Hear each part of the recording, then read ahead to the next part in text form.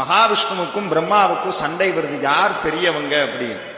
ரெண்டு பேரும் மாற்றி மாற்றி போட்டி நடந்துகிட்டே இருக்கு. திடீர்னு ரெண்டு பேருக்கு மத்தியிலையும் ஜோதி புலம்பொண்ணு, அடிமுடி மேலையும் வெண்டில்ல கீழே என்றுள்ள பெரிய ஜோதி புலம்பு. அப்ப அந்த அசரீரி ஒண்ணு கேக்குது. அந்த உருவமில்லாத அந்த நெருப்பு கிட்ட இருந்து ஒரு வார்த்தை வருது, என்னுடைய முடியையோ என்னுடைய அடியையோ யார் பார்க்கிறீர்களோ அவர்கள் தான் பெரியவர்கள்.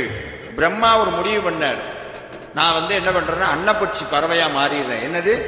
அன்னப்பட்சி பறவையா மாறிடுறேன். அன்னப்பறவையா மாறி பிரம்மா மேல போறார். இவரு மகாவிஷ்ணு பன்றி அவதாரம் எடுத்து பூமியை தோன்றார். அன்னப்பறவை பறந்து பறந்து பறந்து பறந்து ரக்கையெல்லாம் ஓஞ்சு போச்சே ஒழிய நெருப்பினுடைய அந்த முடியை பார்க்கவே முடியல, போய்கிட்டே இருக்கு.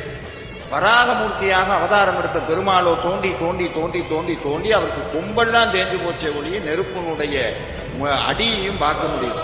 ஒரு கட்டத்துக்கு மேல சிவபெருமான் சொன்னார், அவங்க ரெண்டு பேருக்குமே புரிஞ்சு போச்சு, நானும் பெரியவன்ல நீயும் பெரியவன்ல, கடவுள் தான் பெரியவர். இதை உணர்த்துறதுக்காக சாமி பண்ண திருவிளையாடல்.